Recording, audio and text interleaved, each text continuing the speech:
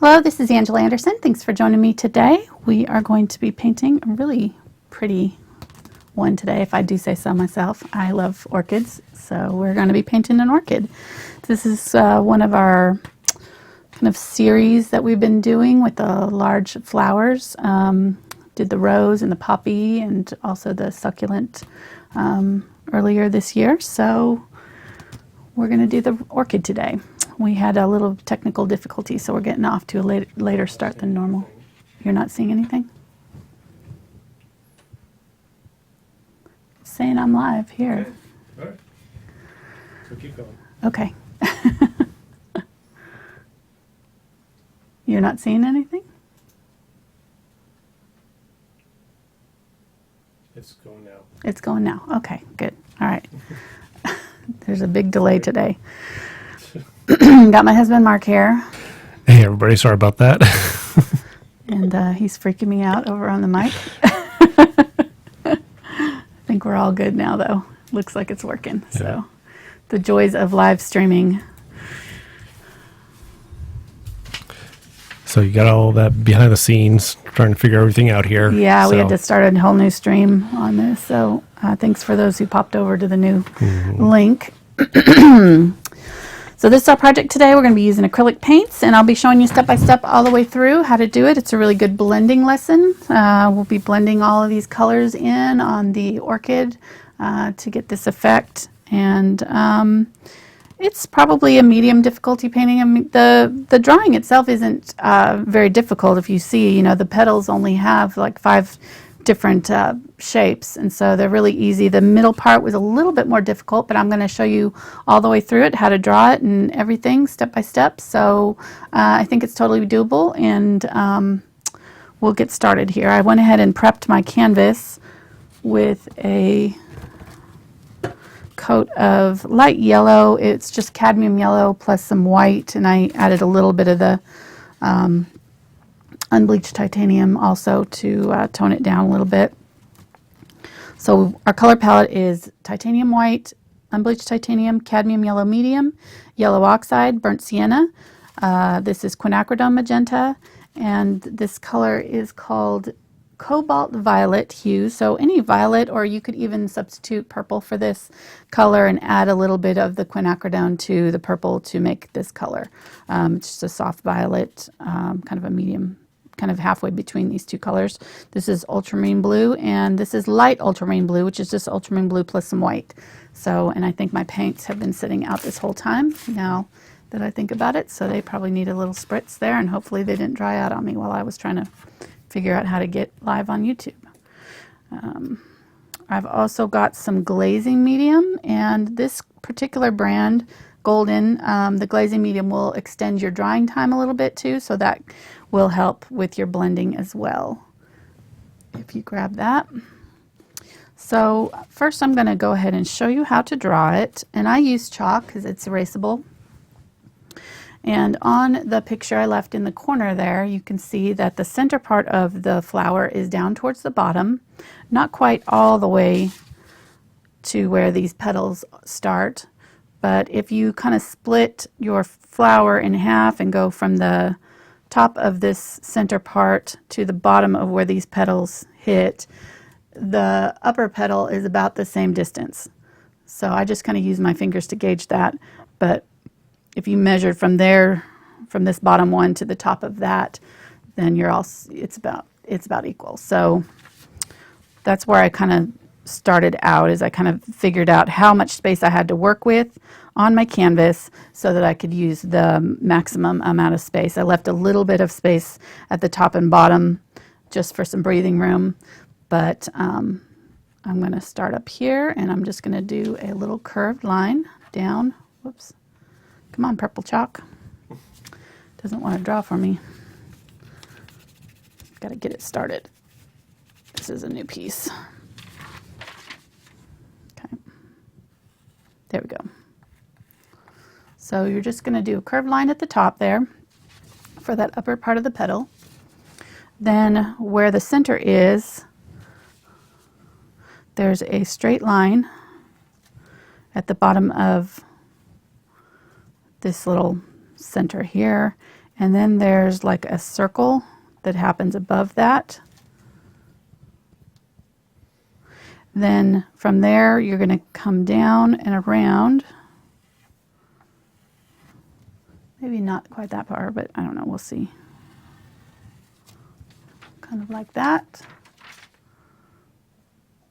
You can actually wait and put these in later, but it's just up to you. Then we're going to kind of do a little circle, kind of a rounded spot there, and then a V shape. Okay, that's the heart of the orchid. So this little section right here is where these other outside petals are going to come from. So you're going to curve up from the V and back down pretty sharply.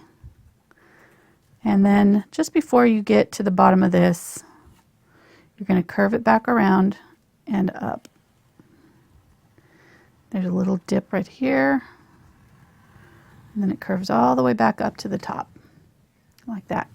Then you're going to keep going and curve it in and do this S shape right here. And then this line is going to connect down to that point there.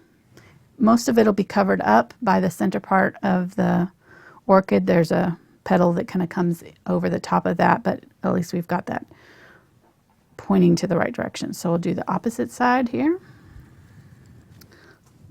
Long S shape in the opposite direction. So these kind of mirror each other. Then you're going to curve it around, do a little wiggle. Curve it back around this way. And about the same spot here, you're going to curve it up. And it'll go into that same spot as the other one. Okay? And let me see. I might want to adjust this just a little bit. I think I'm going to bring it down a little bit more sharply right there. Okay, if you make any adjustments, you can just use a wet cloth and gently wipe that away. Make sure that your background is dry completely before you do this, and don't press too hard because that paint's still not cured if you painted it the same day as you're drawing this, so you don't want to wipe off any of your background paint. Okay, so that purple is very dark. All right, I think that looks pretty good. So these petals are going to continue up, and they're also going to connect up in this same spot. So they kind of just go behind this other one. So you kind of want to point them in that direction when you finish them off, if that makes sense.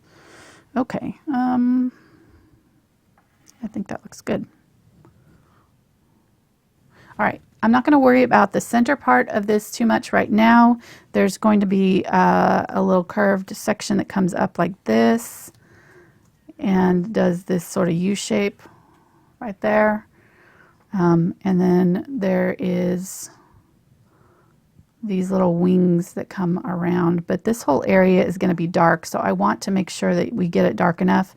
There's also like a heart-shaped thingamabob that's right at the bottom of this that connects these two pieces. But so let's leave this. We're going to cover right over the top of all of this, so just we can erase this now. For now, we won't need it. And same thing here, we can erase all of that. We'll put those wings in after the fact. It'll be easier to do it on top of that because we want to make sure we get good blending and good dark center over in here. All right, so that's all we're going to need to do for that. Any questions before we move on? Not from Chad, but from me. How big of a thingy-mabob? Thingy-mabob do you have there? How big? What are you talking about? Well, you while you were describing the painting there, you said, and you got a thingy-mabob here. This little thingamabob? Okay. I don't know. It's a small little heart-shaped thing right there. So and you get it's not very wide. The it's not going to technical be as wide as that. botany terms here. Right. It's just, you don't understand art. Don't worry about it. Okay, I wasn't sure if it was a botany term or an art term. So I'm not good at either.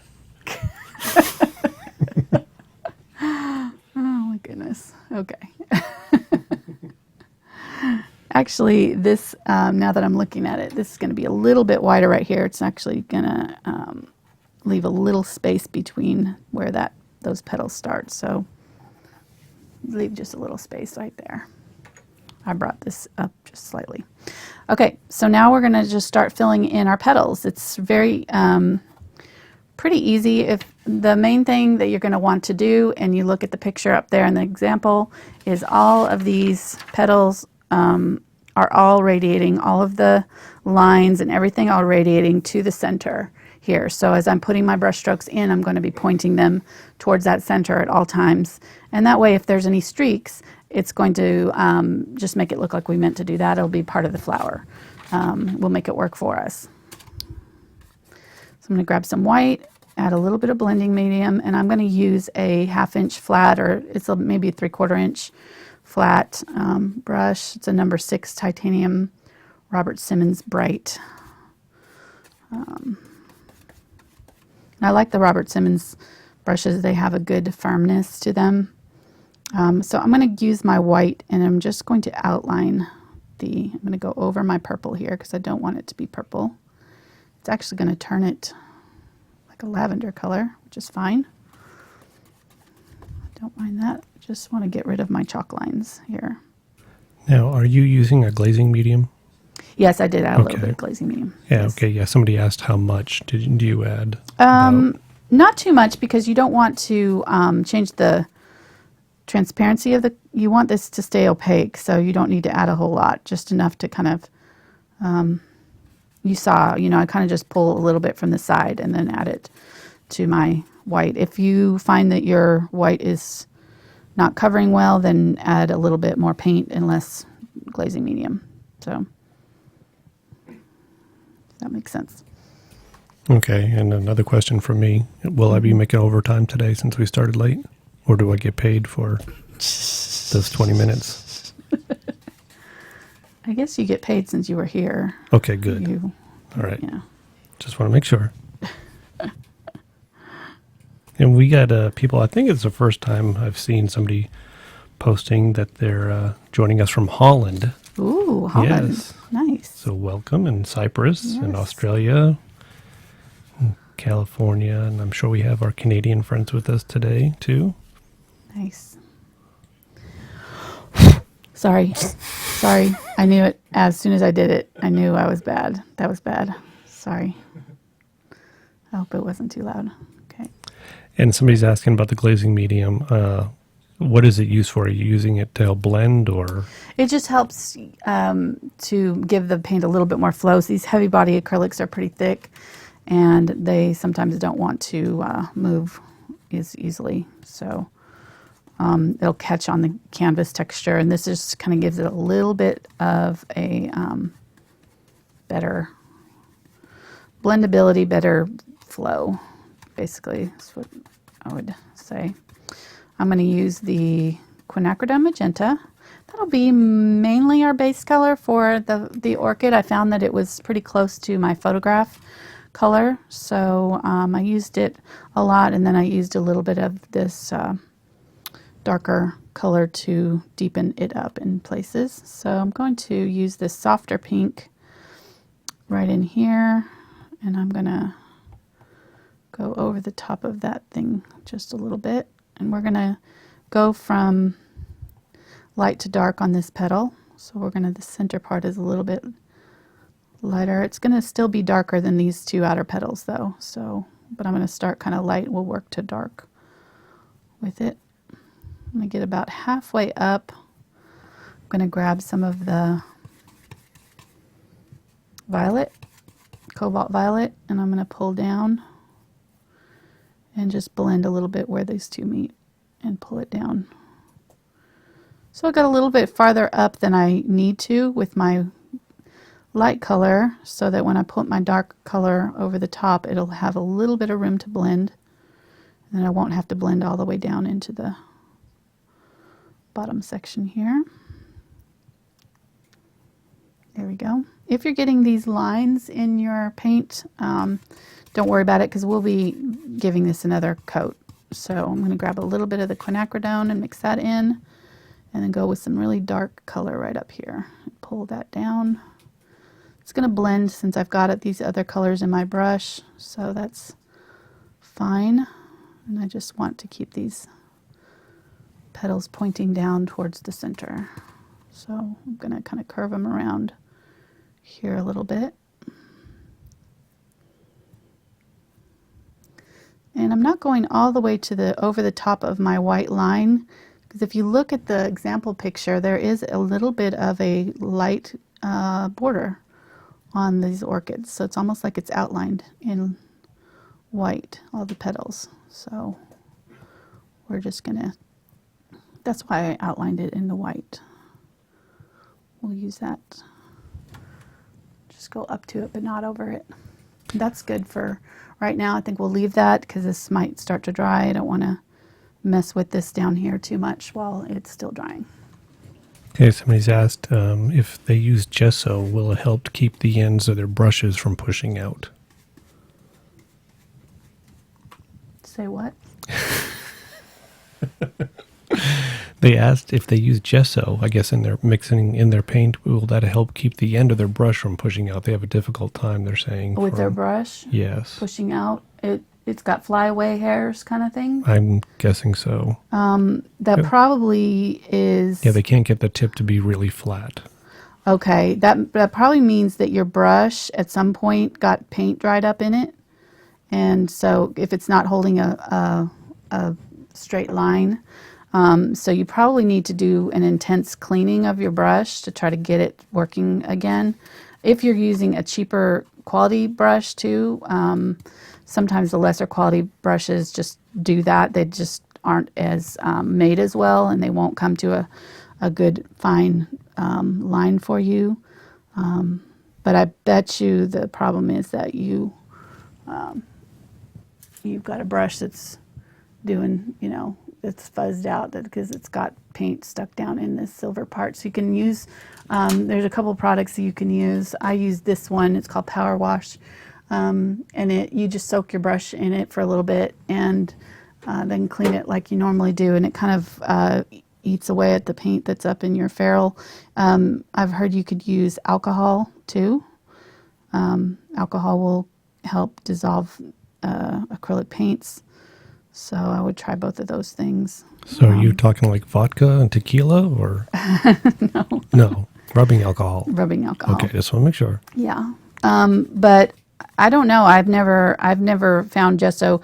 I mean, gesso's thick, so I guess technically it could probably help keep your brush together.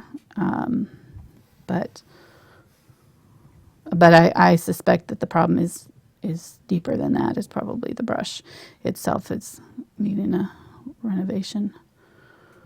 Or sometimes you just have to end up getting a new one because sometimes some brushes just don't work as well as others. And some, depending on what brand it is, I'd be curious to know what brand she's using. You assume it's a she, huh? Or she or he, I don't know, whoever it is. Let's see how you are. All right, so lighter color toward the center here, and then I'm going to just pull. Somebody asked if they could use nail polish remover, or would that damage the brush? I think that would be harsh on it. Okay. I don't know. You might be able to, but yeah. I don't know. Try it on a brush that's not your favorite Maybe, first. yeah. And somebody's asked, how hard are you pushing down on the brush while you're doing this? You can see I'm kind of really flexing it, so yeah, I'm pushing down pretty hard with it. Depending, when I get to an area, I do. Okay, let me show you. So when I'm first putting the paint on, I'm pressing down pretty hard, and then I'm trying to get the paint off my brush. So I'm working it so that the paint is off my brush. Once I start to see that it's breaking up like this, and that I don't have a lot of paint anymore left on my brush, then what I can do is go back and softly blend over this particular area. This time though, I'm really just kind of pulling streaks. This flower is very streaky, so I'm kind of just using that to my advantage and pulling down into that wet paint and letting it streak. And it's just, as long as I've got my direction correct there, it'll do the work for me. So, and I don't really mind having it not completely blended. Because if you look on the flower, there's some, there's some areas that are almost like straight lines. I'm going to pull through my wet paint and put some of those lines in. We got people checking in from all over the world here. We got Awesome. Spain and Yorkshire, Wow. Indiana, Washington, Wisconsin, Haiti, Mississippi. I wrote Denmark, so hopefully that's true. And most importantly, Making stuff up. Hawaii. Ooh. So we might need a friend. I think it was Jocelyn in Hawaii. Maybe we can go over their place and Right. stream from there. Think they need some private lessons, private painting lessons. Exactly. Yeah. So thanks to everybody who found us today on the second link. Yes. And, give us a thumbs up, like, and all that stuff. All the supplies are down in the description. I lost my words there. Sorry about that. Links to Angela's Patreon account, Brush Guys for 5% off on brushes, social media, all that stuff. So thanks for joining us today. Yes.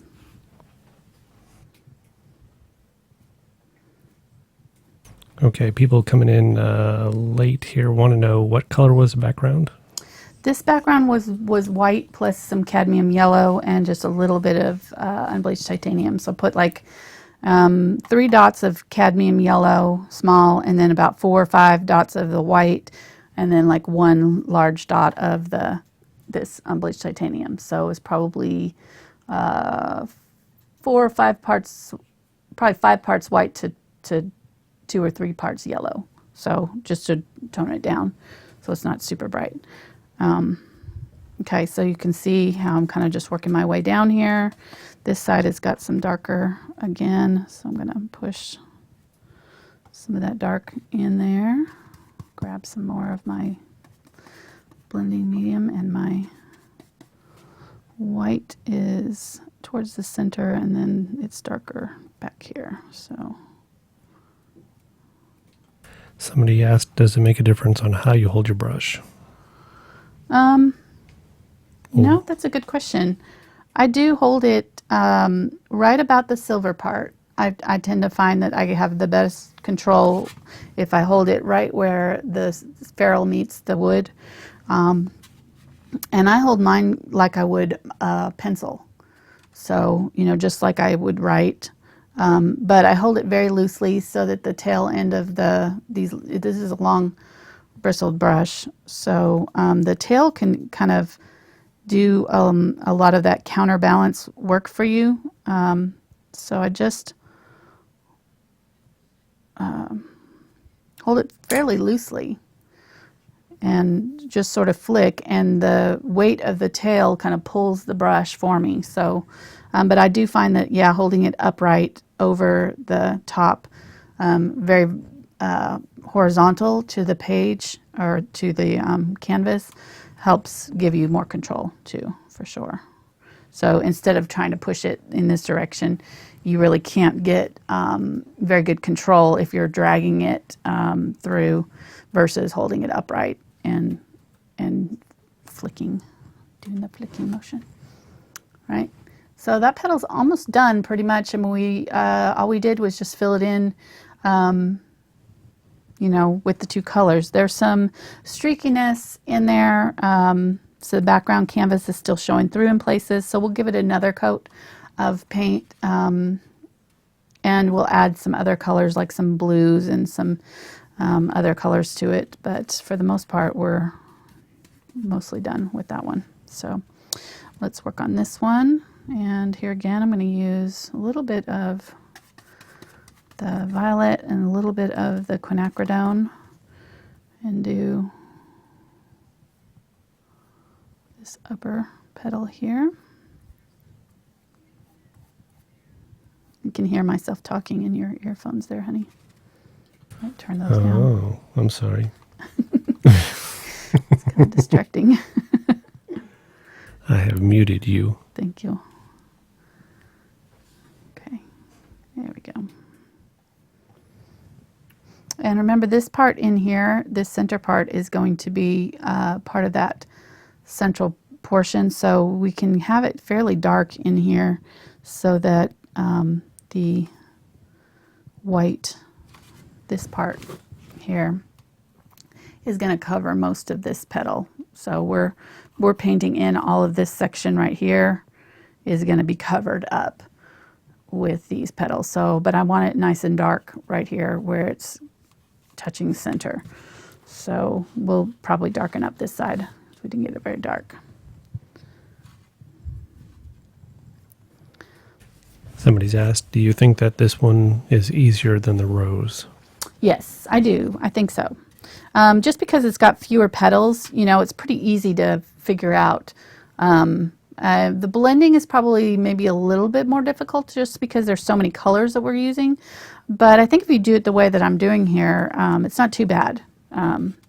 It's always a little bit more difficult when you're using very, very large petals and you covering a large space and blending. But if you kind of do it in sections like I'm doing, and working from one side to the other, and don't try to blend, you know, the whole area at one time, it makes it easier. So, if that made sense. But so I'll do this whole section right here. I need a little bit more blending medium.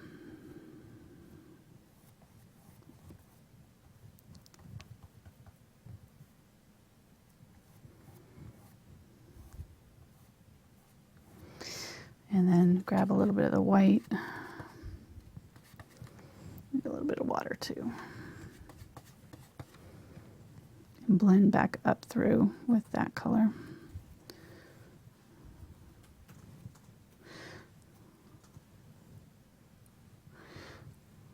And then I can use the edge of my brush to kind of pull some streaks in it too while it's wet, if I want to. Okay, so then we'll go to the next section, grab a little bit more of the darker pink. Do another little section here. If you find that your center is starting to get dried and it's pulling your pulling the paint off, you can let the whole thing dry and keep going, because that will happen eventually unless you work really, really fast. This center part was put on first, so it'll start to dry first. So if you pull your paint color into over the top of that middle part, it'll lift it. So if you notice, I'm not going all the way to the center. I'm just kind of blending over the, kind of right up next to it.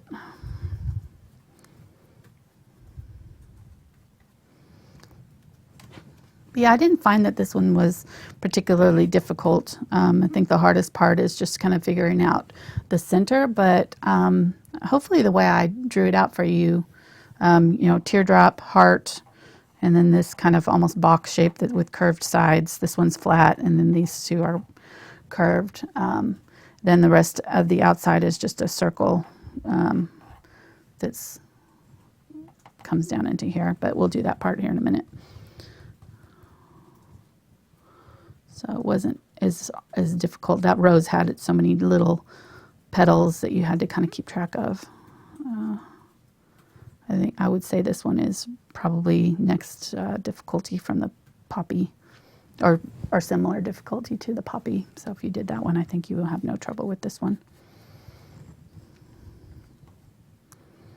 Now as I come around the corner, I'm going to change the angle so that I'm pulling up this direction, because I always want them to be facing the center. So these ones are curving up and over this way, right? And then these ones are curving down.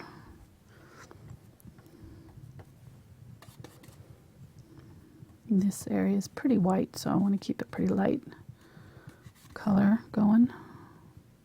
Not too much pink in my brush.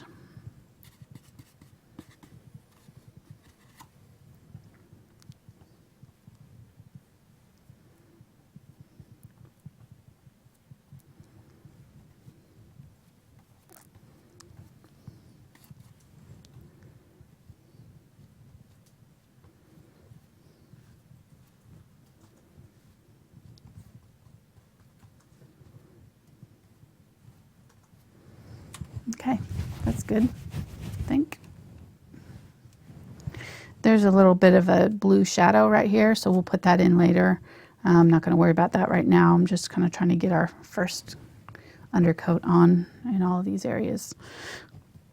All right, this petal's down here. I'm going to use a little bit more of the violet. Mix it with the quinacridone a little bit. And we'll put in these nice dark petals right in here. And I may have to switch to my smaller brush here in a minute.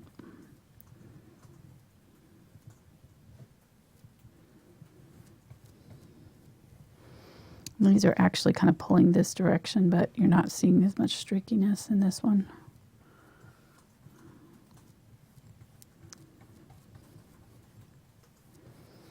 Okay, so I'll do the outline here, grab a little bit of white. And I really haven't mixed anything. I'm just kind of using what's left on my brush here. And I'm going to pull it up to here. Now we're going to mix a green. So I'm going to wipe most of that off. Grab a little bit of the yellow. Spray my canvas. A little bit of the yellow and find a spot over here that's clean and grab a little bit of, well, I'll use this color, but if you don't have the ultramarine blue, you can use, this is light ultramarine blue. Just use the ultramarine blue plus some white for this. And we're going to make this kind of greenish color. I'm going to add a little bit of purple to it to make it nice and dark. Maybe add a little bit more of the blue. There we go. All right, so it's kind of a, I don't know, kind of a gray blue, gray green, I should say. We're going to use that in the center section right here. Don't worry too much about your drawing. We'll put that back in. So if you have to go over it, don't worry. I would rather you go over too much than not enough, if that makes sense, because it's easier to do the top layer over the top than it is to find that color again. And I'm going to grab some of this purple, the violet, and I'm going to put some of that in there too, really dark right up in there.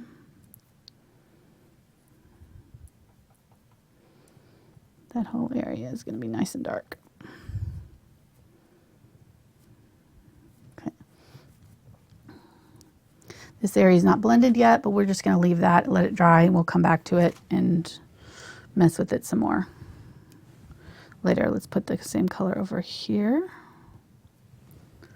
I'm going to switch to my angle brush. I feel like I can get in that corner a little bit easier.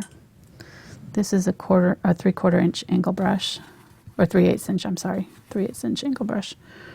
Grab a little bit of that purple. There we go. You can get down in these little tight spaces.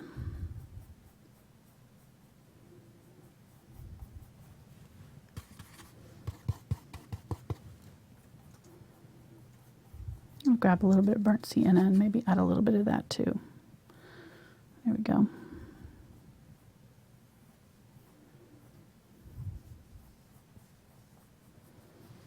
Grab a little bit of white because it's wanting to be transparent. I don't want it to be transparent. There we go. Okay. Then let's grab our violet. We'll blend back through there.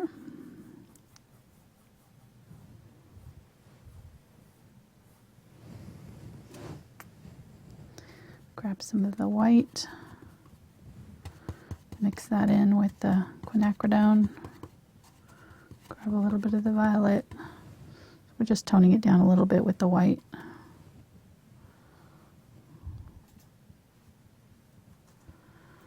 We're going to fill in the Rest of this nice and dark right up against this petal.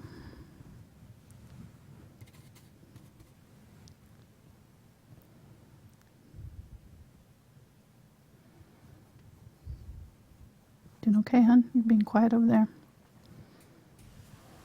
I'm reading. I can make more noise if you want me to. I mean, okay. Just let me know. I'll just bang stuff. And you want to turn my headphones back on? No.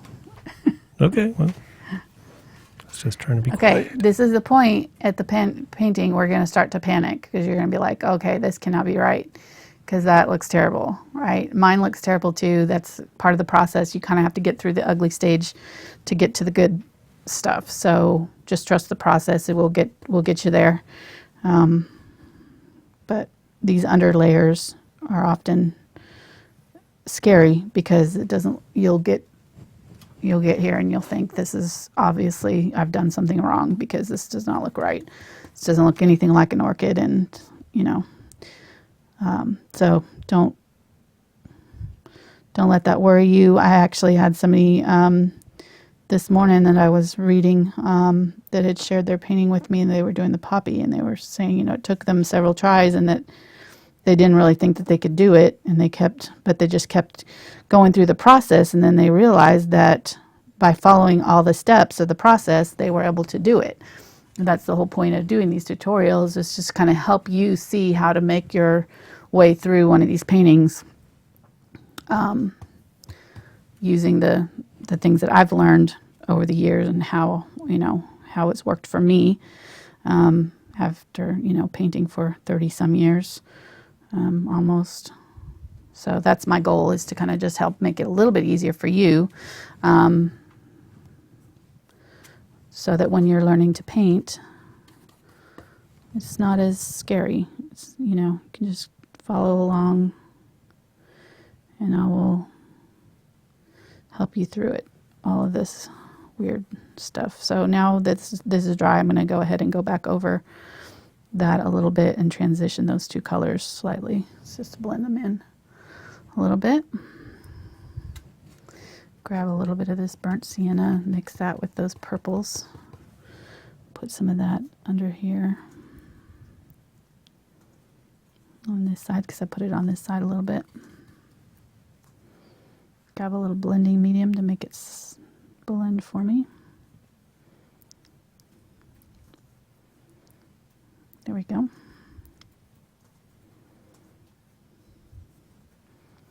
Let's put some over here again.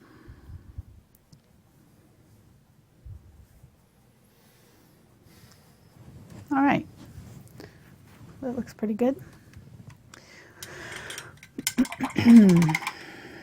So now we're going to go back up here and we'll start adding some of our secondary colors and some details. So I'm going to grab some white and I'm going to get this light ultramarine blue, mix in a little bit of the quinacridone to it to soften it, just to kind of make a transition color. I'm going to use that up here. I'm going to blend some of that in to this area right here. Grab a little blending medium just to make it work for me. See how it just makes those colors a little bit more transparent and it allows them to blend. The blue, I think I wanted a little bit darker than that, so I'm going to grab a little bit of the purple color and blend back in with that.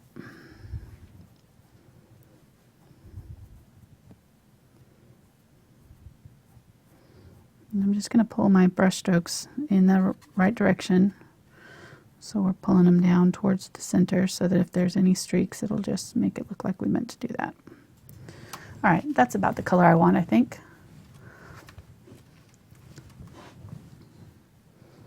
Then I'm going to dry brush some pink over the top of that once this starts to dry, but I think that that's good for now. And I'm going to grab some of the quinacridone and some of the darker purple and put it right here in the center. This area is one of the darkest areas on our flower. Let's grab a little blending medium. We have a question. Yes. Somebody's asking, do better quality paints flow better than the cheaper versions? I think so, yeah. Or is it more heavy body versus fluid acrylics Well, and so forth? the fluid acrylics, you could use them for this, but they won't, I don't find that they blend as well. The thinner, like the craft acrylics especially, you can't do these kind of blending things. You can do things like float and other techniques to get similar effects, but they don't give you as much drying time. So the nice thing about, I'm taking the same color and just blending back up to soften that transition while it's wet. The heavy body acrylics give you more drying time, so you have more time to mess with them than the thinner paints. And I think that and they're also more highly pigmented, so they will cover better for you. So you won't have to do 2 or 3 coats on them like you would with a craft acrylic or a more student body, student level acrylic, if that makes sense. So you may end up actually using less paint in the long run, even though it's more expensive. If you see how small of amount of paint I have on my canvas here, or my palette here, this is about all I'm going to need for this entire large painting. Of course, I did some more in the background, but still, you get the idea of what I'm saying. You'll actually use a little bit less of the higher quality paints because they cover better and they are more highly pigmented. And they do blend a little bit better too, I think.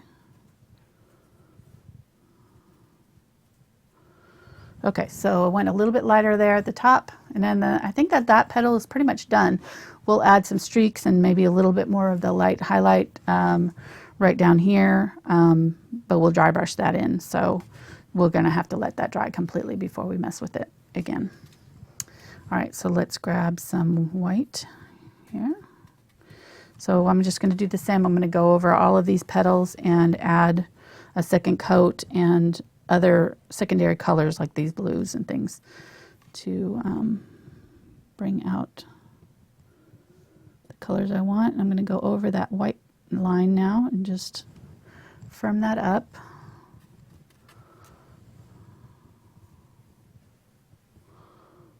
Go nice and bright along that edge. And I don't have to go over this whole thing. I really like kind of what I've got going on here, so I'm not going to cover the entire petal with new paint, but I am going to go over this white line here around the outline of it and pull down just a little bit.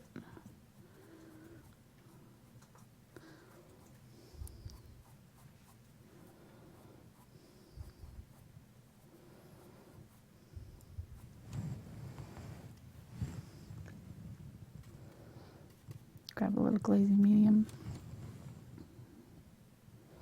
Just want to clean up that outline of the flower. Pull some highlight streaks.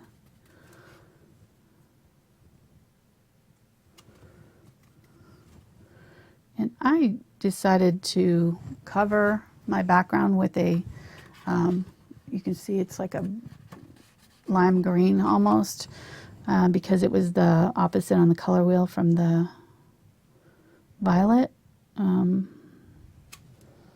You could use another color if you want to, or you could leave it the yellow. But when we splatter with, we're going to splatter this petal or this flower, and that got all over my yellow background, so I ended up having to paint it over.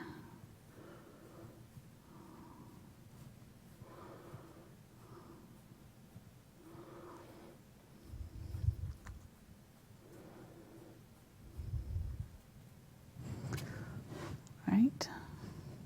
There's some blue in this one, so let's grab a little bit of that blue.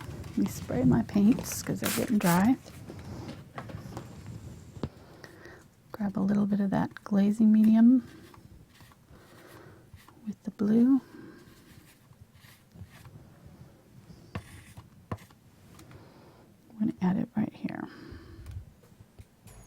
Have you used Amsterdam paints? Yeah, I have. Yeah, they work well. And how do they compare to the Golden or Liquitex? Are they same quality or? They're a softer body acrylic. The ones that I used weren't their professional line, though. They do have a professional line, and I think I used a few of those, but most of mine were the student quality. But they worked just as well as, the Liquitex Basics or any of those. They were very similar quality. I didn't have any issues with them at all. All right, let's put in some of this purple color here.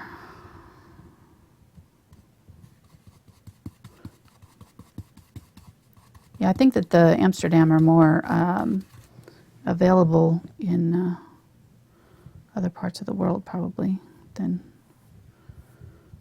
Golden and Liquitex. Those are kind of American brands. So I'm going to put some streaks in with this violet color. Get some nice dark streaks going. Okay. And there's actually kind of a curved one that go like this. What? Somebody's asked, do you have any advice for somebody who's going from a mid-grade paint, which are quite soft, onto a heavy body, which in comparison is extremely thick? You'll find that you're going to need different brushes probably to get you the best results. The softer brushes that were fine for the thinner paints won't work the same with the heavy body acrylics, so you may end up having to invest in some new brushes too. But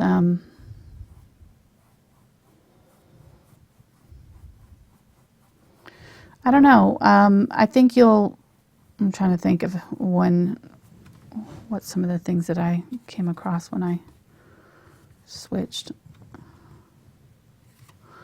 that might help.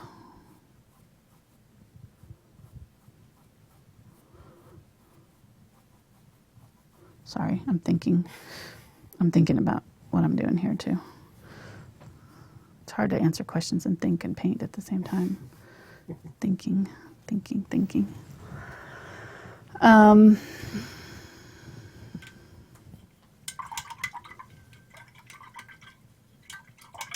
Yeah, you might end up having to add a little bit of using a glazing medium or a blending medium of some sort of probably help you make that transition, because you're probably used to the softer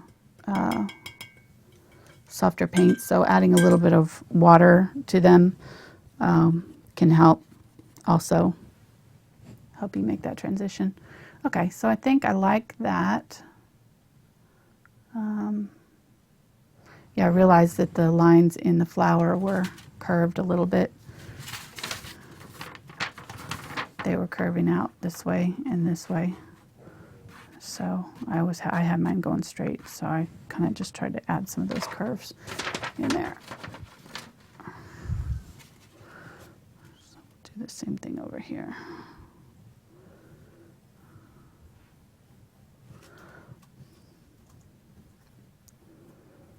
Okay, like that.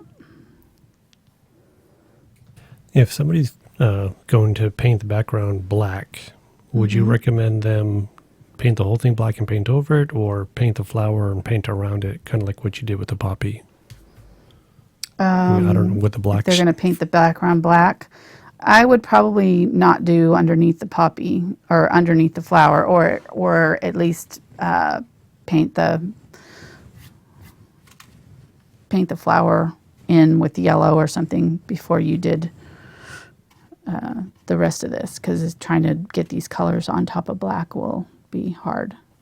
You won't get the same vibrancy, because even though you can't see it here, there's a lot of that yellow peeking through here and there, and it changes the quality of the color and it gives it a little bit of luminosity. So if you were to use black, if I was going to paint this black, I would probably just do this yellow and then do the black around it. That's probably what I would do. I think that would be easiest than trying to paint over the top of black with this yellow to get to the Orchid. So the black will cover the yellow a lot easier than the yellow will cover the black. Okay. All right, so I think this one is pretty much done. I like it. Yeah. So let's do the other side. Grab the same colors and we're gonna just streak.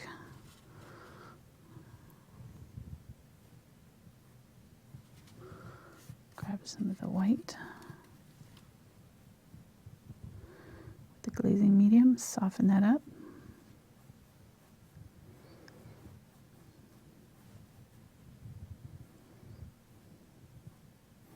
The nice thing about acrylics too is that they cover pretty, pretty well. So even if you, make a mistake or whatever, you can always go back in and adjust things and correct them. So I think that they're pretty forgiving on the whole. A lot easier than with watercolor. If you make a mistake on watercolors on your paper, they're pretty much, unless you can lift off the color, which some colors won't lift, you're stuck with what you got.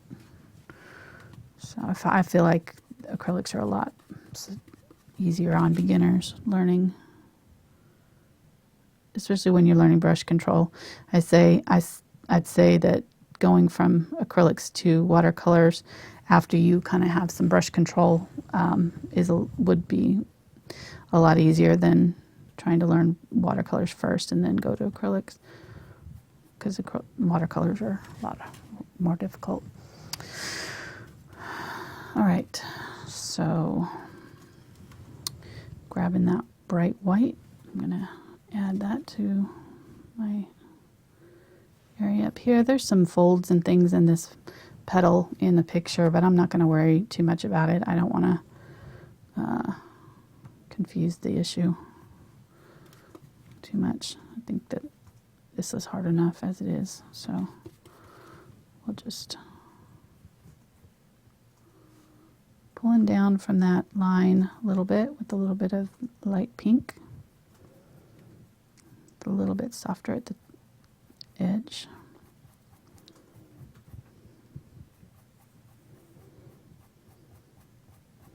Turning it sideways and kind of pulling some streaks. Good. Grab a little bit of the blending medium and Quinacridone Magenta. We'll do some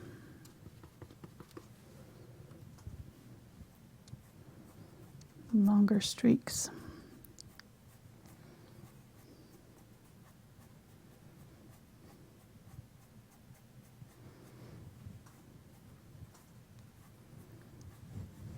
Okay, and then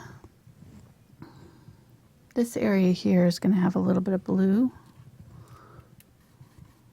Actually, I think I put it on the other side. There's like a shadow right here.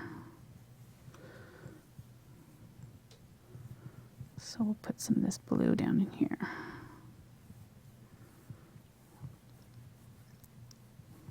Grab some white and some blending medium.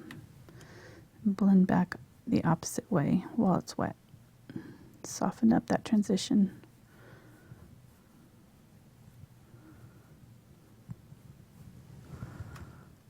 All right. This area here has a little bit of yellow. So I'm going to put in my pink color along the edge. And then I'm going to grab some of that yellow and mix it with my white.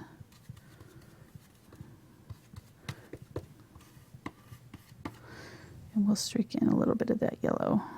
You're still seeing a little bit of it through the canvas anyways, but we'll just make it a little bit more obvious in some places here. Grab some of this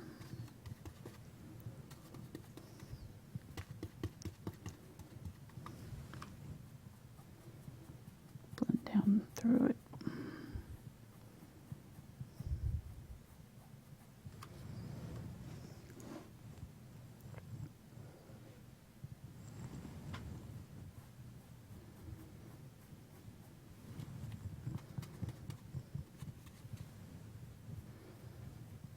Grabbing the white, just put down a dark color, then grab my lighter color, transition over the top, over the edges, make sure that I'm blending everything in so that there's no harsh lines.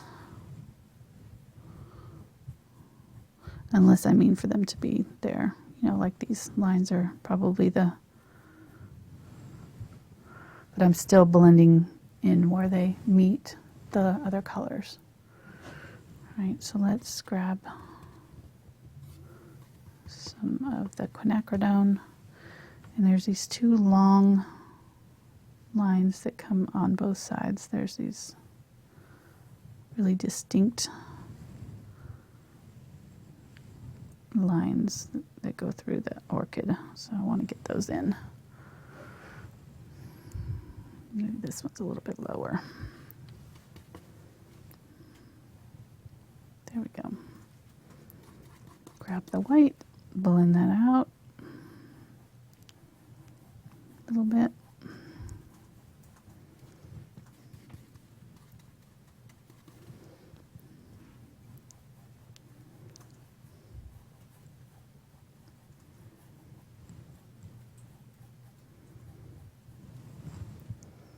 All right, I think that's good. Let's go ahead and make this a little bit darker right in here. What? Nothing. You were laughing. Yeah, well, somebody made the comment that they can handle the flower, they think, up until this point. But it's that center thingamajig that's going to give them a hard time. I think you can do it. I think you can do it. It's not as hard as it seems.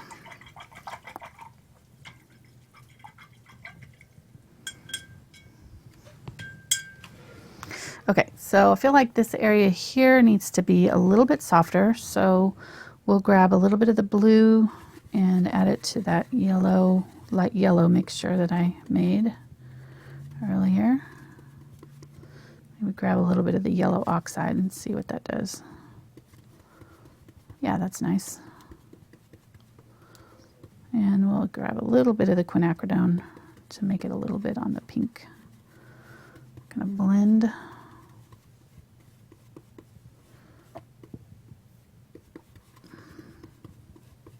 Okay, so we'll see.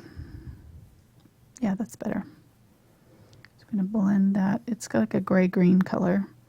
It's a little bit lighter than the color that we put on down before. So it'll give a little bit of a highlight to this area. So it makes it look like the sunlight's peeking through. And I'm not going all the way up to the edges.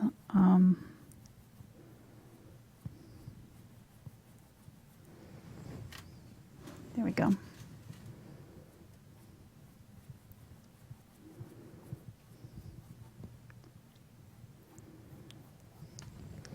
I'm going to grab the burnt sienna, some of the glazing medium.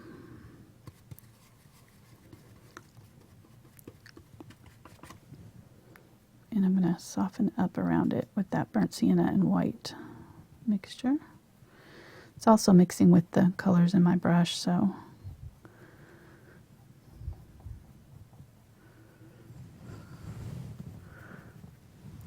it's kind of this grayed out color there. I think I'm going to add a little bit of this to this petal too, just a little bit of that color, and it'll sort of unify these petals. Put a little bit of it in here too. All right, just a little bit. It'll hint at that color and make it seem like part of the flower.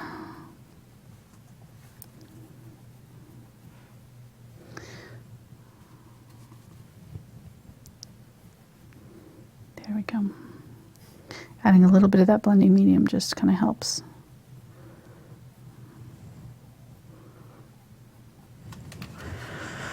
Okay, I'm gonna add a little bit more glazing medium.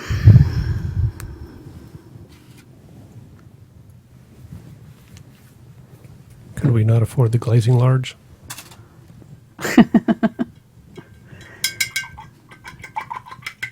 All I got was a giggle, and that was it. You know I'm not much for puns. You're so punny.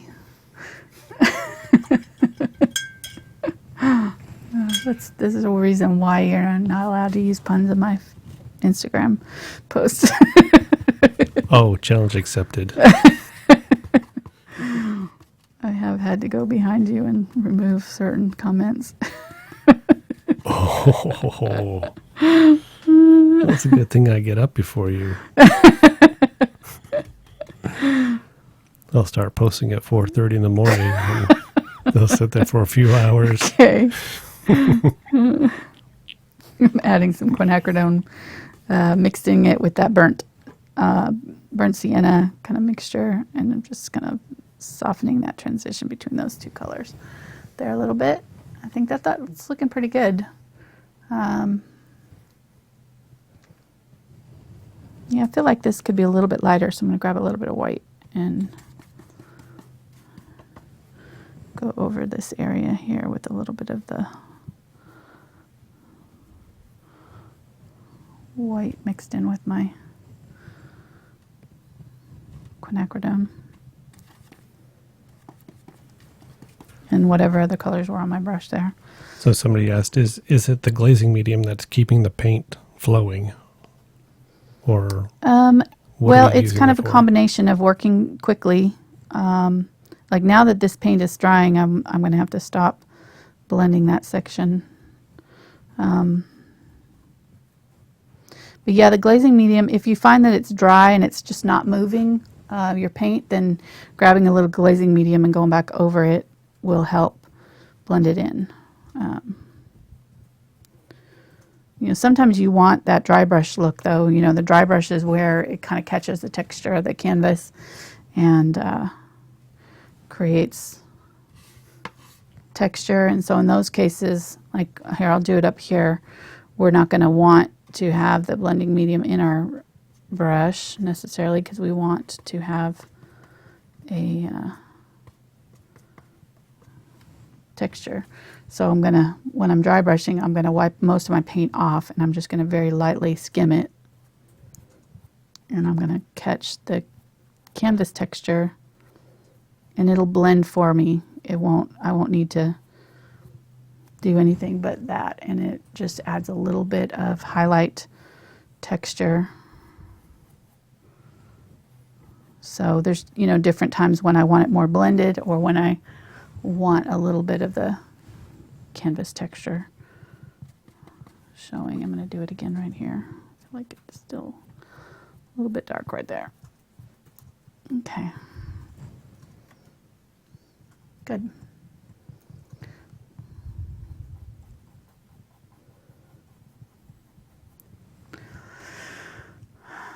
All right. So I'm just wanting to make sure that I have it nice and dark up and through here. I think I'm going to add a little bit of Ultramarine Blue with my violet,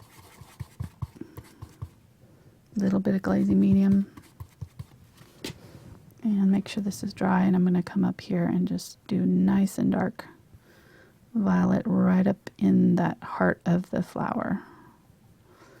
And just pull out, grab some glazing medium, and soften the edges so that it blends out a little bit.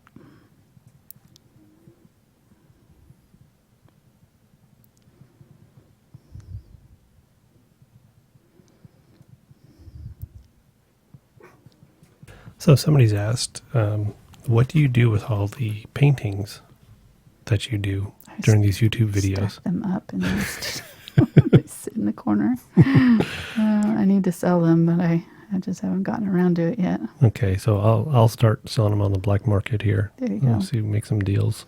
I know. Well, I mean, I figure the people who are doing my tutorials aren't really interested in buying their own paintings, you know, buying my paintings, so I really haven't bothered trying to sell any of them to any of my But viewers. it's an original Angela Anderson. That's true. Okay, I'm going to do this dark right up against this too. It'd be kind of like, the jersey that Tom Brady wore for the Super Bowl that's missing.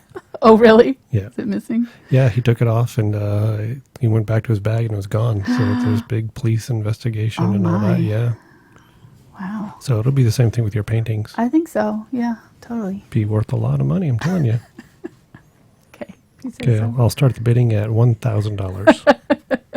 Hey, I posted a picture. There was a poppy painting That's true. that was being sold online from a retailer. Okay, hold on. I'm using glazing medium. Hold on. Yeah, it's a good story. I just want to tell them what I'm doing here. So I use glazing medium, these two dark colors. I'm going to outline this petal right here a little bit. Okay, go ahead. Keep going. So you interrupted me for some art stuff. I did. Jeez. Sorry. So anyway, so they were selling the poppy painting for $995. They were. Or you could watch Angela's tutorial and paint your own. Yep. With a canvas and all that stuff. What do you think? $20 maybe? Mm-hmm. Yeah. So, Well, depending on how many paints you have and what Right. brushes. I mean, you could spend $20 on a brush. So, but yes. if you already have all the supplies. Right. If you have all the supplies, then yes.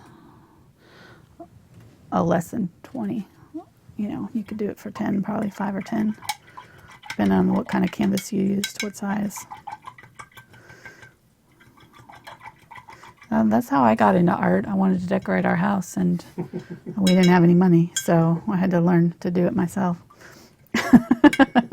Not really, but it's true, though, in some ways. I did. Was glad that I had some stuff I could put in our house. I do put the paintings up in the house, too, from time to time, switch them out, but most of them are just sitting in storage. Okay. I'm liking it. I think we're ready for the center.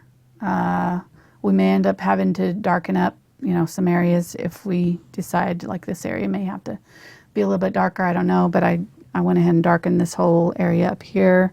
And I think it's looking pretty good. So I'm going to grab my number 4 round. And we're going to make a light yellow color. And I'm going to use this unbleached titanium now for this. Grab some white. There we go.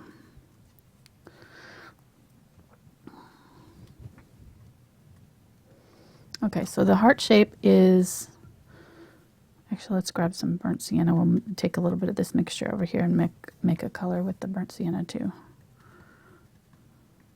Just kind of a soft orangey color. Let me zoom into the center now. Get nice and close so we can see what we're doing.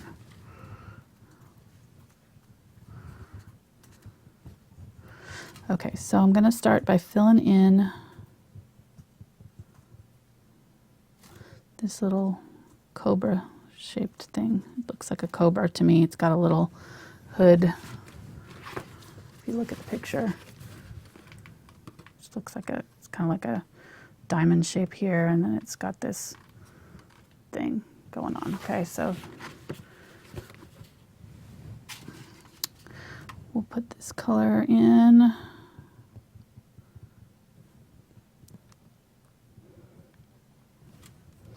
Grab some of the lighter color and put that in around the sides while it's wet.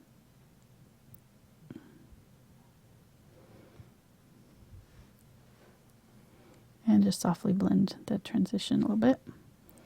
The top portion is going to get some white. Whoop. It's that little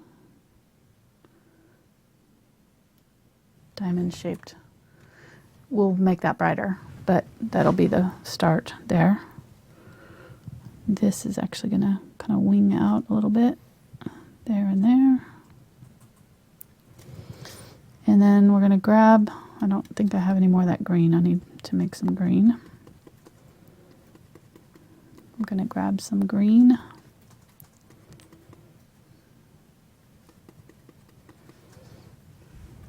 green is going to go from the heart shape all the way up. There. Let's do a better green. There we go. Ultramarine plus the cadmium yellow. And a little bit of white.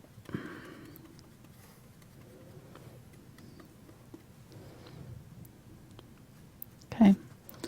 So it's going to go up very thin and connect up with that cobra head.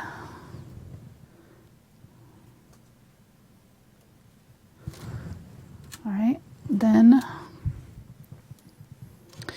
right where these two come out, there are these two little wings. Let me go ahead and draw it in so you can kind of see where these are going to go. So remember we had those, make sure this is dry. Okay. This is the bottom of our shape here. This is not showing up. I'll grab chalk. I'll just use chalk.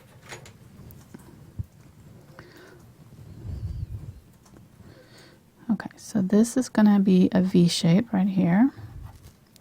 These are going to be a little bit bigger than I did them. We covered up some of it. V shape, curved in, straight line here, curving in. Then there's two wings that keep, so you could just kind of continue those lines out. They actually kind of curve up a little bit, not straight out. So this is kind of straight, but then these kind of curve up. And then there's these little diamond or triangle shapes right here and here. Okay. Then from where that ends, you're going to curve all the way up to the top of the hood here. And you're just going to do a big circular curved line right there. And then try to get one that's similar shaped here. Right? It actually is kind of like a, sort of goes straight here and curves like that. Look at your reference photo to help you kind of get the shape right, but it's going to go just to the top of that, maybe right about where this is curving in. Okay, so there, and then we're going to curve this in to the bottom of the cobra hood there. Oops, I took off some of my paint. And they're going to kind of curve down into there, like that. Then they're going to curve up and around and back again, up and around and back again, like this and this. Okay, so all of this is going to show through. That's why we painted that first. And then you're going to have these little curlicues come off of these little tips there and there. And then these are going to be a little bit bigger than we did them. Okay, I feel like it's kind of hard to see because the paint is not completely dry, but we'll see when I start putting them in.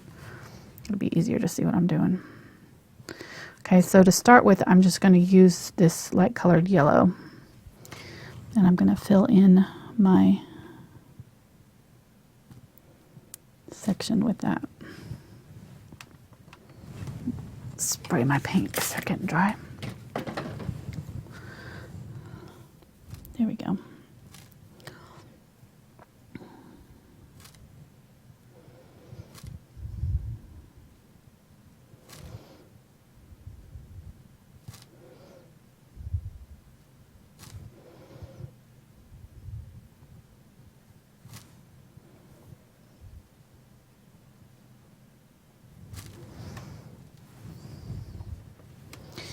It looks a little bit like a knife. I don't know. Like a scythe. Or what is that? What I'm thinking? One of those things where you cut. A scythe? Scythe, thank you. A Sith? That's Star Wars. That's Star Wars. I knew that was wrong. Didn't sound right. It could be like a battle axe, maybe. It kind of looks a little bit like the Halo Battle Axe. Wow. It's sad that I know that. Well, you do have 3 sons. That's true. Okay, I'm going to switch to a smaller brush because I'm finding it hard to get into these details. Yep. Yeah. Yes. The Spencer had a Halo costume, right? Yeah, the Master Chief costume. I may have played it 1 or 2 times myself. You never really got into Halo that much. I played Adding a lighter color here. I played the campaign, but playing it online with other players. Not as fun. Well, no, there's certain games where people are just very rude. Uh-huh. And Halo is one of those. Oh, really? Playing online, multiplayer, yes. So, not my cup of tea. No. Okay, I feel like these need to be a little bit wider down here. So I'm going to widen out that curve. Flatten it out a little bit. There we go.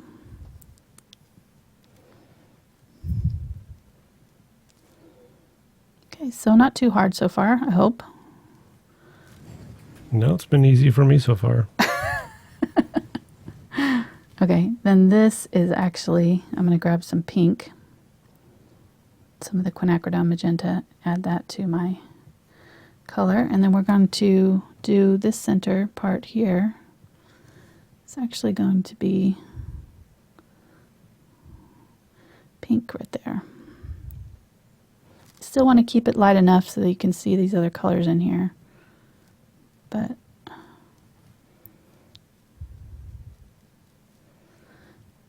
blend it out a little bit if it's wet enough. You can always come back here and soften it up later with some more of the yellow or the more of the pink. All right, do the same thing on this side. Make sure your color's dry. This is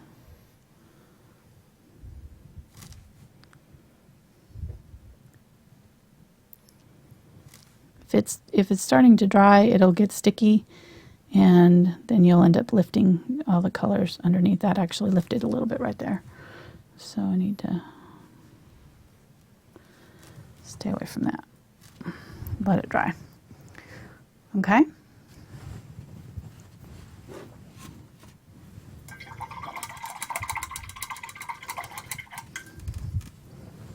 I'm going to grab some of that purple, or violet color. Add that to a section down here. I feel like this is a little, there we go.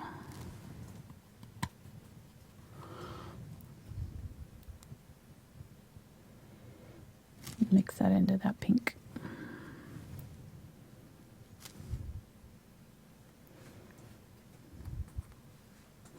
Using very, very soft brush strokes here to softly blend that in a little bit. Okay. This needs to be darker in here. As much as we did to try to get that dark, we still wasn't quite dark enough. It's always hard to tell until you get it in there. I'm going to grab the purple and the burnt sienna and ultramarine blue, and I'm going to come back in here and really darken up that transition right there. Just touch in a little bit of that darker color. Use my finger to blend it out a little bit. Okay. Go around that heart shape a little bit too. Darken it up where it's touching the center there. And there's some green in here that I kind of covered up. I don't really know why, but we need a little bit more green right in here.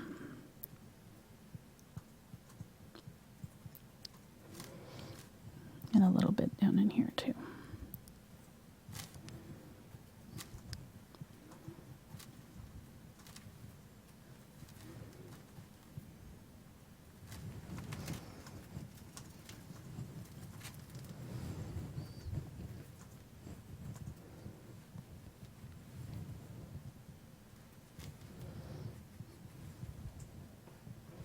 Grabbing some of that dark violet color. Blending through. Okay, I just want these to kind of be a little bit softened here. We're going to put that really bright color over the top there, so I want it to be look good. I'm going to grab a little bit of that Ultramarine Blue, put a little bit of that in there. It's got a little bit of white in it too. There we go. Okay, that's dark enough, I think, now.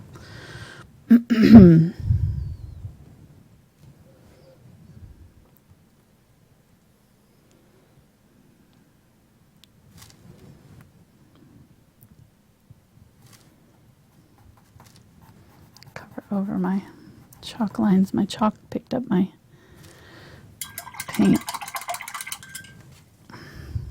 Need to go back in with my white here.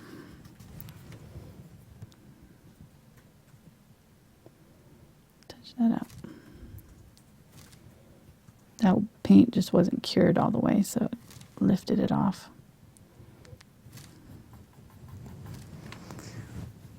Okay. Now this section here, we're going to do Quinacridone Magenta.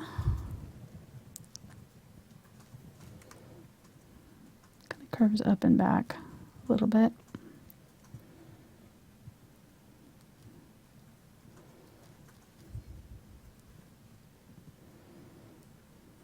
Pull that color up, and then we'll grab that white. Pull down. Wipe my brush off. If I get too much paint in here, it's just not going to blend, so I'm going to have to wipe my brush off and kind of pull back and forth through that wet paint to blend it.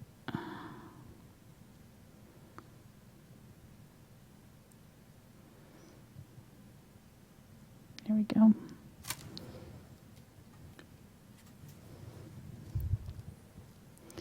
Using white at the top here.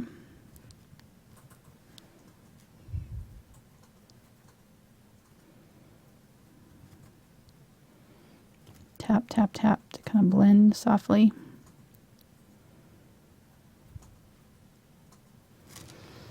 And the white comes around the side. There's a nice bright border there.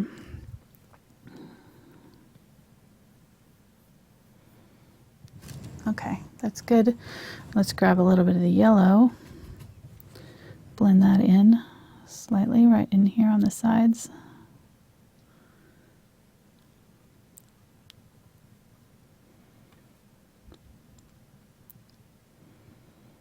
Since this is all wet, it's going to blend for us. If it starts to dry, you can just let it set and come back to it.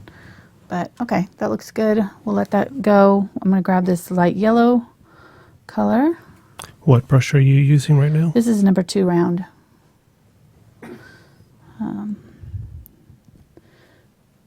Gonna do these little wings that come up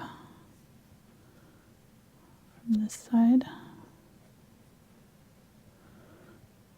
There and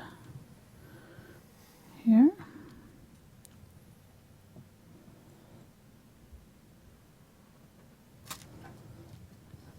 This flower has such a weird anatomy. It's just strange. But it's really interesting. It's just break down the little sections there. Right here, we need a little shadow, so we'll grab a little bit of burnt sienna. Mix that in and just put a little line right there and there.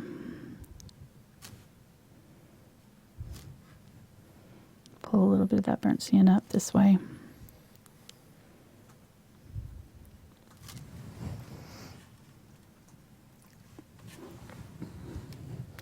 This center section, we'll grab the yellow oxide and some of this bright cad yellow and put that in. You're sighing over there. Sorry, I didn't mean to. I'll try to do better. Oh, I'm just wondering if I'm boring you here. Poor Mark. No. We're just chatting. Oh, you're just Yeah. Are you chatting with the ladies? Yeah. Okay. Should I be jealous? We're talking about playing Halo, gardening. Nice. Earlier they were talking about doing dishes, taxes. Oh, don't start. Oh, now you're sighing. Yes. Taxes. Urgh. Yeah, so. I need to get that going. And that we are planning to get new video equipment. Yes. With the Patreon account. You met your first goal. I did. Amazing. We've only been up for a little over 2.5 weeks. Yeah. Unbelievable. And we really appreciate that. Yes. And so one of the things that we have talked about in the past, once we get multiple cameras, is me trying to paint along with you one time and having that on there. So if that's not a motivation to get people to donate true. so we can buy stuff, I don't know what is. Yeah. Watch Mark make a fool of himself live on YouTube. It'll go viral, I'm sure. Oh, I'm sure. Oh, my goodness. We may lose a sponsor or so, but you No. know. Okay, I'm seeing that this needs to come up a little bit. And this, sorry. I do that when I'm nervous. Or not nervous, but, when I'm excited or twitchy. Twitch. And I'm bringing this up a little bit. I feel like it was a little bit low. Make these a little bit bigger because this really kind of comes to about halfway on this little thingy. So just bring that up a little bit. Grab the burnt sienna, add that back in on the sides there.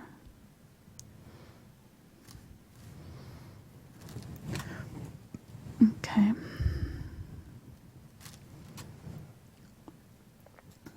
Looking good. These little wingy things here.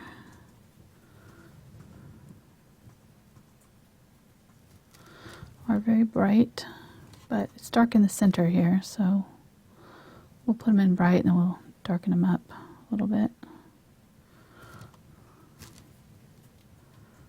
Grab some of the Quinacridone Magenta. There we go.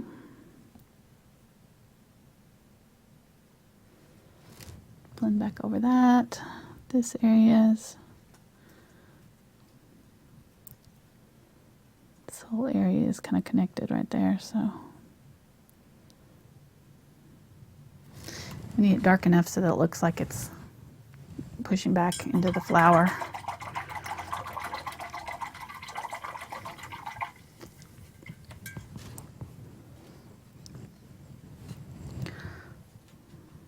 So if we ever do that painting thing, we have to pick something relatively easy. Okay. Like painting the sun.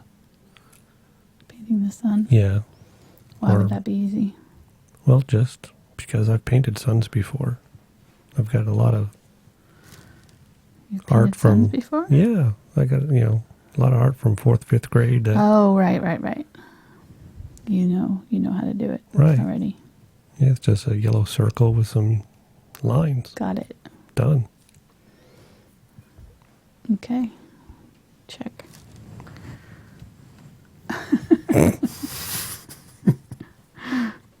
I got it. Okay. Grabbing the violet. I'm going to outline this a little bit with the violet. Got a little bit too covered up there. Okay. I'm fussing. I need to stop fussing. Get it done. All right, grabbing the white. I put out way more white than I need to. Way more. I was using up the last of my bottle of golden. Okay, white here. White along this outside edge right here. Nice and bright right there and there.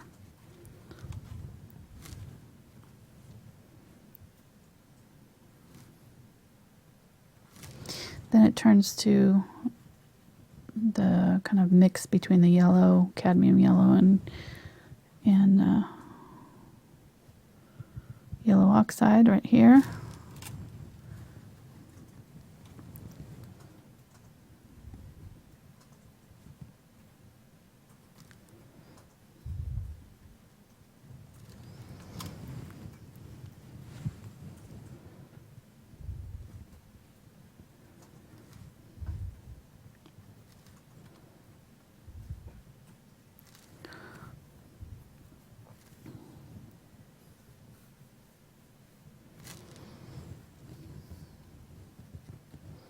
Grab some of the yellow oxide and do a little bit darker right along that outside edge there.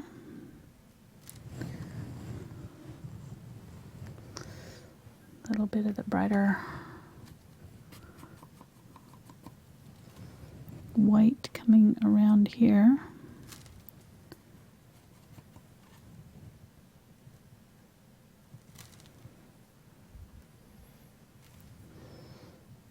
It's actually that kind of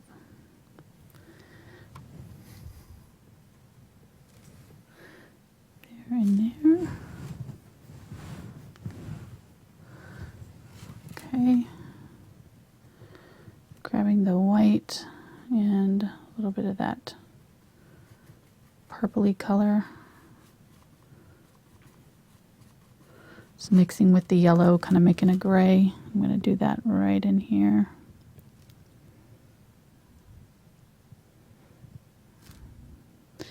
Blend those two together a little bit.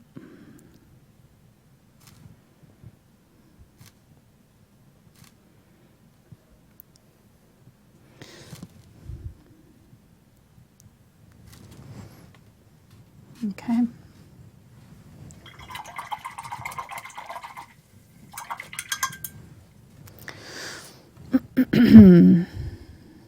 Oh shoot, I forgot to splatter it. I was supposed to splatter it first. Well, that's my bad, because somebody asked earlier. I said, well, surely she's going to splatter, but protect it. So I was like, Okay. so. I'm going to grab the quinacridone, a little bit of this violet, add water. I've got a fan brush here. I used a toothbrush when I did my other one, but I felt like I couldn't control where it went to very easily, so I'm just going to cover this with my hand and tap my little splatters. Try to get them kind of in a line if I can, because they sort of line up.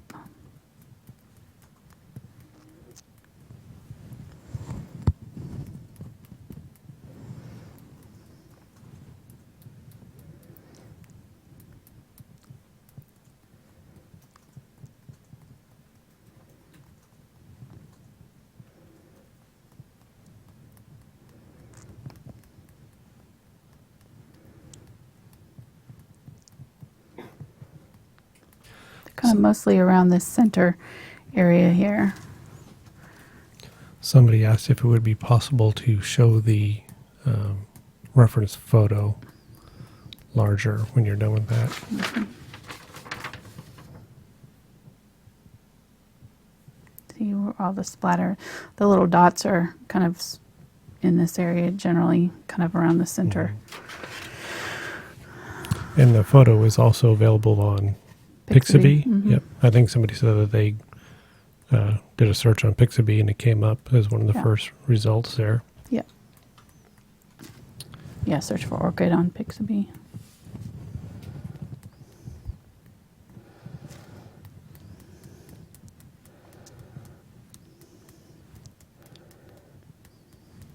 Now, you could, I mean, if you wanted to go for ultra realism, you could go and do all of these by hand, but this is my shortcut method because that would take forever. So, And somebody's asked, what is a good brand of firm brushes? I like the Simmons Titanium. I also like the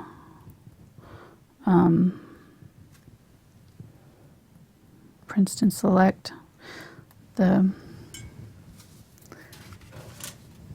Princeton Art Brush 6100 series. I've ruined this one by leaving it in my water, but They work really well. They're a little bit softer than the titanium though. But Robert Simmons, I think, makes some pretty good brushes. So, okay. I need to dab off while this is wet. Dab off the color there that got in my areas that I didn't want it.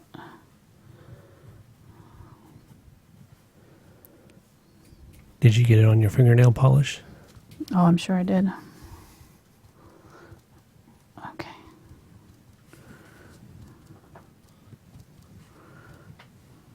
Sure I did. I actually didn't get it much on my yellow, so I might just leave my yellow background as is today.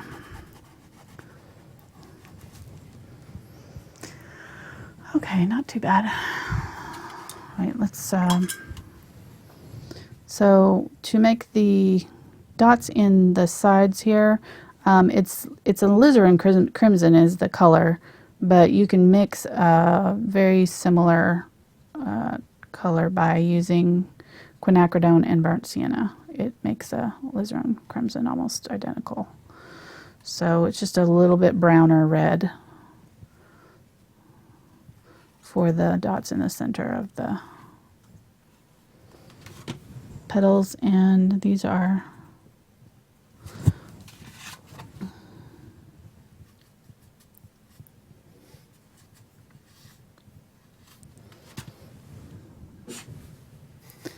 Scooter's getting in on it now. There's just little freckles along there.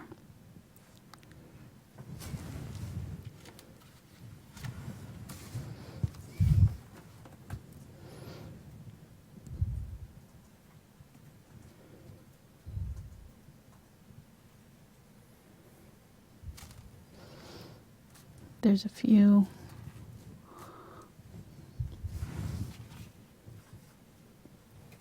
So somebody said that they struggle with doing their splatters and not having them come out streaky or in lines. Is there a special technique or brush, or is it because the Streaky in lines? Yeah, I guess, well, you know, you very- probably, if they're going in lines, if you're probably not straight over your canvas, you're probably doing it on an easel so that the gravity is making the, so I would lay it flat.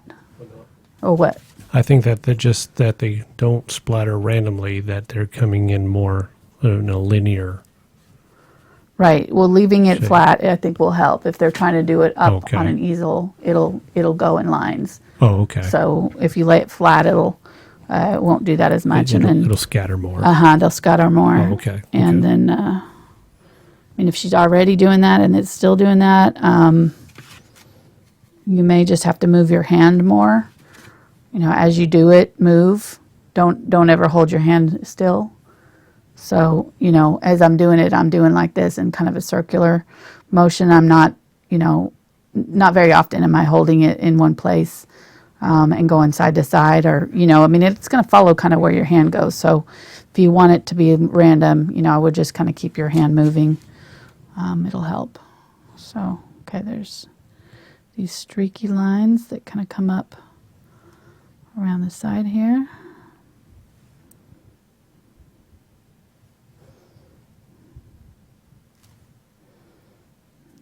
There's a little bit dark right there.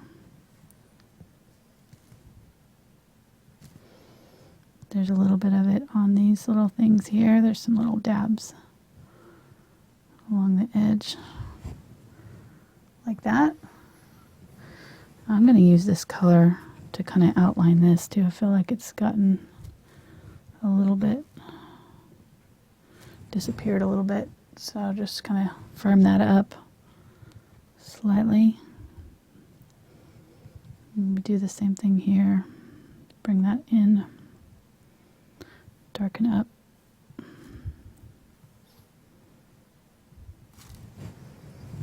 That's better. We'll put a little bit of this pink. I'm going to grab a little bit of white.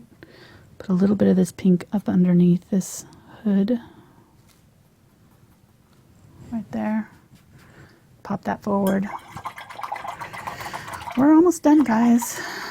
I'm going to put a few more dots in here because I feel like they were kind of disappeared on us along here. put some nice big ones.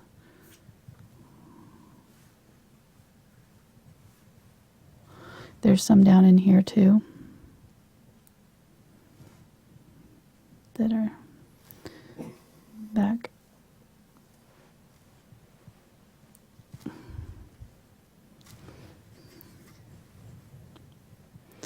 These ones are going to be your biggest ones in this area, so I'm going to do it again so that they're nice and large right here, and they go right up underneath there. So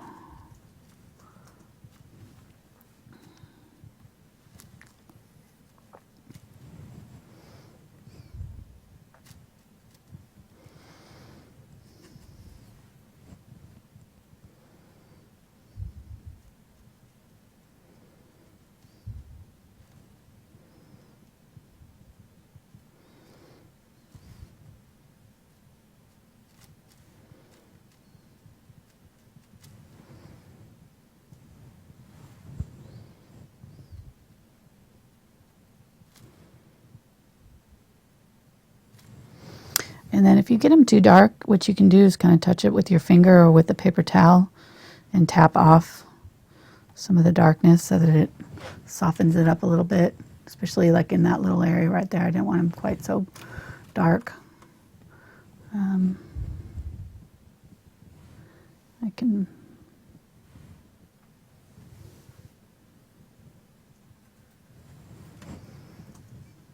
all right, I think that that's pretty good. So now what I want to do is soften up all of these up here because they're really, really bright. Let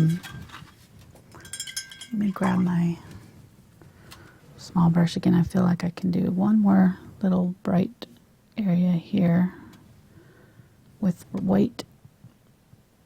Really brighten up that section right there. And these are pretty fine, so I want to bring those to a fine point if I can.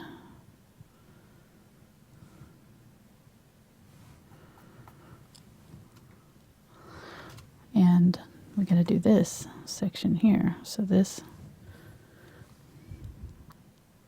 curves up a little bit right there, and then it does this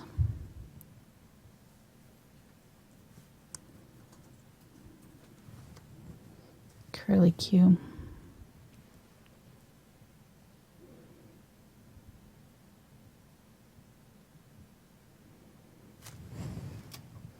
There and here.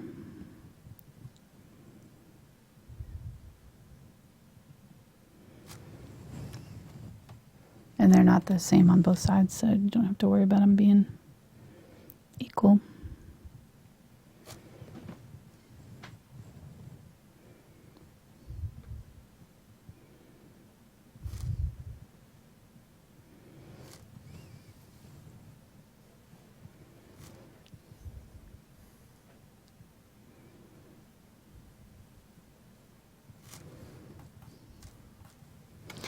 And then there's a little bit of a highlight right here. There's like a V shape right there. I'm just going to tap off so that it blends out. Okay. And then I think this is a little bit wider. Just small details now, finishing up. Brighten up that section. A little bit of white in here. A little bit of the brighter yellow.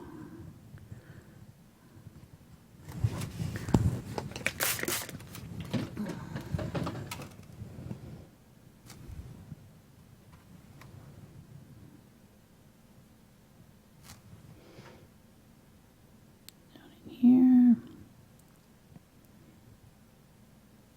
And just cleaning up anything that looks a little bit off. I'm going to blend that in a little bit.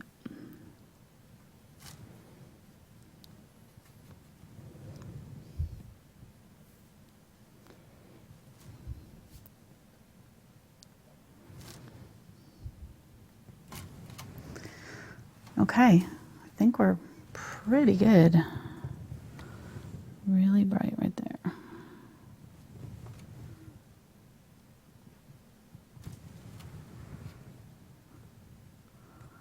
Yep, I like it. Let me zoom out a little bit. Okay, and then to finish it off, I'm going to take my flat brush again and a little bit of white with the yellow, a little bit of glazing medium to make it translucent. I'm making a little bit more glazing medium than I was using before, and I'm gonna go back over, make sure these are dry. Some of them are not dry.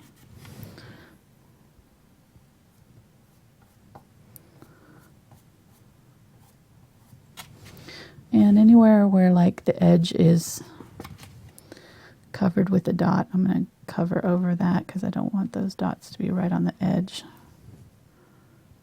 They don't go all the way to the edge, so just trying to kind of clean up any spots where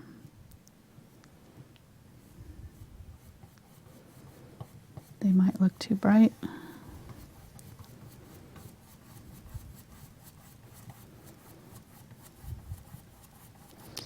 Just softening it up a little bit.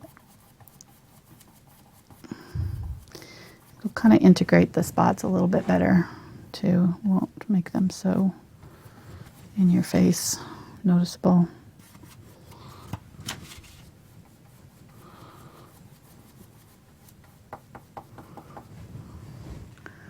All right, I think. What do you think? We're pretty close. Let me get some little bit of white. I'm noticing right here, there's like a bright highlight right here that we're kind of missing. And pull a little bit of that in.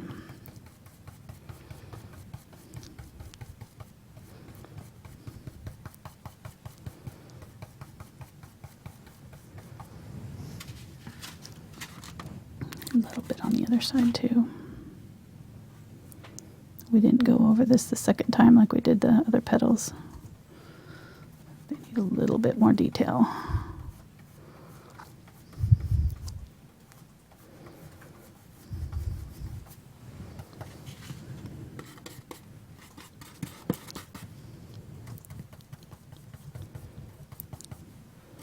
Grab a little bit of that splatter color.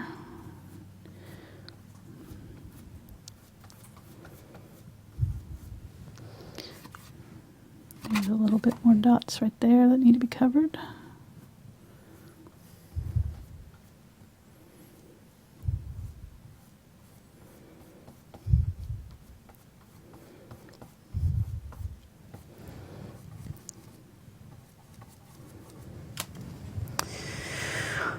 Okay, I think, let's see, make sure I'm not missing anything. I think we're good. What do you think, hon?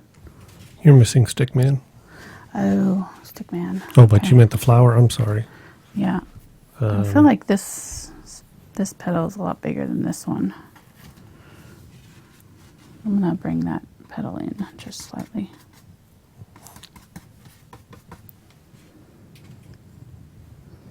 Or actually bring this one out just a little bit. Well, I'm not going to mess with it, actually. I'm going to just bring it out. Just put the brush down. Put the brush down? Walk away. I'm going to bring it out a little bit. With the white. I'll just use the white to do it.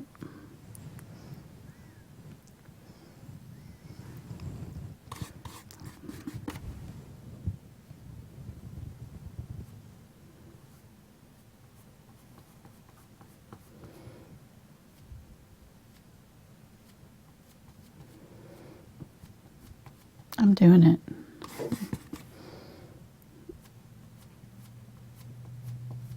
Okay.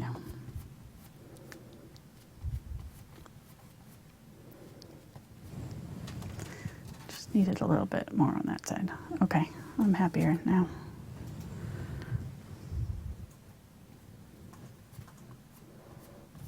Stickman. All right, I think that's good. I could keep messing with it for another hour. You'll be running your own sound. We already at 2 hours, aren't we? Well, we started late, so That's true. I'm going to move him up That's true. out of the way. I don't know what to give Stickman. Guess he needs an orchid. I don't know. Sure. Well, that's the only thing we really... It's almost time for a new Stickman, huh? It is. It's pretty close. So there's that. There's that. So if you made it Almost to looks like a butterfly. if you made it to the end of the video, here's Stickman. If it's your first time watching, this is how serious we take art. It's our little mascot. Yeah.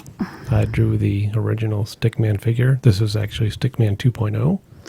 It is. And each show, or almost each show, Angela adds something to the picture Too wet now. in conjunction with the theme of the show. Yeah. Depending on whatever we're painting that day. Last Tuesday was the London with Big Ben, so he got a clock face. Yes, he did. I'm still not sure how I feel about that. I think it looks awesome. Mm-hmm. You kind of disrupting the purity of Stickman when you did that. Okay, he got a little orchid right there up on his antlers. One of the deer antlers. You can see that we started him at Christmas time. So. Yeah, I think we may have to start a new Stickman depending on what we're doing next time. I haven't decided what I'm doing on Tuesday yet, so. Are we live Tuesday? Yes, we are. We are live Tuesday, and then we'll live again Saturday, and then A week from Tuesday, Yeah, we're we'll have a recording. recording. Yeah, I'm going to outline this just a little bit, make it pop forward a little bit more. Okay, we're done. I promise. That's it. I'm stepping away. I got a little bit of pink right here. I made it all the way through, and then I got. See, you right should have there. stopped when you were done the first time. Okay, I'm good. Let me zoom out a little bit more. You can see the whole thing. Take the picture off so you can see it without that. All right, so there we go. Hope you try this. Wasn't too bad, a couple hours. Think it's totally doable. I fussed with the center a lot more than you probably need to, but that's just me. I do that sometimes. So anyhow, hope you enjoyed this project. If you did, give it a thumbs up, leave me a comment, subscribe to my channel if you haven't already, and after the show you can check, if you click on my photograph or my name, it'll take you to my channel page and it'll show you all the other videos that I've got available to watch for free here on YouTube. We've got lots of different tutorials from all different levels, beginners, kids, more advanced projects like this one. So check those out, and we will see you next time. Thank you guys to our Patreon folks. We have really appreciated you. You've been so awesome to us, and we have felt very blessed. So if you're interested in that, we do a Facebook group that's just for Patreon folks, and all the information is down in the description of this video. Thanks, guys. We'll see you next time.